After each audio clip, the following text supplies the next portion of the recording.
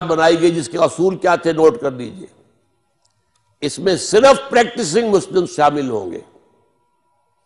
نماز روزے کے پابند، ہر حلال اور حرام کی حدود کے پابند، نمبر ایک. نمبر دو، کوئی قادیانی شامل نہیں کیا جائے گا. نمبر تین، یہاں ہم کبھی الیکشن میں حصہ نہیں لیں گے.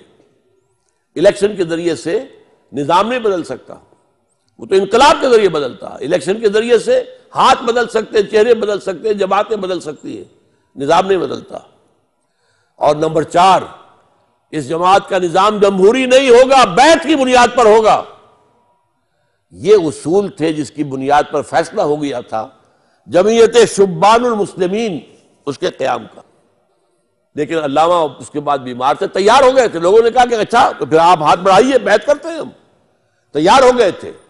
لیکن اس کے بعد کیا ہوا ہے، کس وجہ سے وہ چیز میل منڈے نہیں چڑھ سکی، اس کی تحقیق میں نے کوشش کی ہے. کوئی رائے بھی ہے لیکن میں بیان نہیں کر سکتا اس وقت. لیکن یہ میں اس وقت کہہ رہا ہوں، میرے علم میں یہ بات نہیں تھی. البتہ میں نے جو تنظیم قائم کی وہ اسی بنیاد پر ہے. دین پر کاربند لوگ وہ شامل ہوں گے تنظیم اسلامی کے اندر.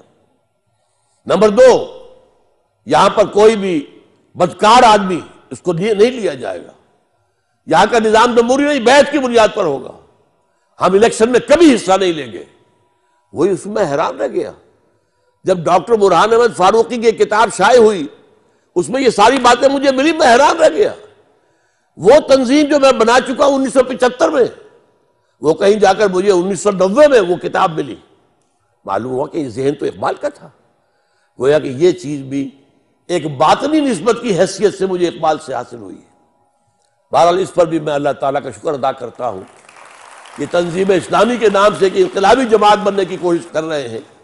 اور یہ ابھی اس مکی دور میں ہے، ابھی تیاری کے دور میں ہے. ابھی تعداد بھی ہماری کم زیادہ نہیں ہے. لیکن اللہ کا فضل ہے کہ میری زندگی انہی دو کاموں میں، یہ اس کا حاصل ہے، یہ اس کے ثمر ہیں، یہ درخت کے پھل ہیں. اللہ تعالیٰ ان کو قبول فرمائے. اور آپ حضرات کو بھی اگر میری آج کی گفتگو سے کوئی جذبہ ابھرا ہو، اقبال کی لیگیسی، اقبال کا چھوڑا ہوا کام، اقبال کے خواب، پاکستان کا خواب، امت مسلمہ کی نشرت ثانیہ کا خواب، ان چیزوں کے لیے اپنے آپ کو وقف کرے.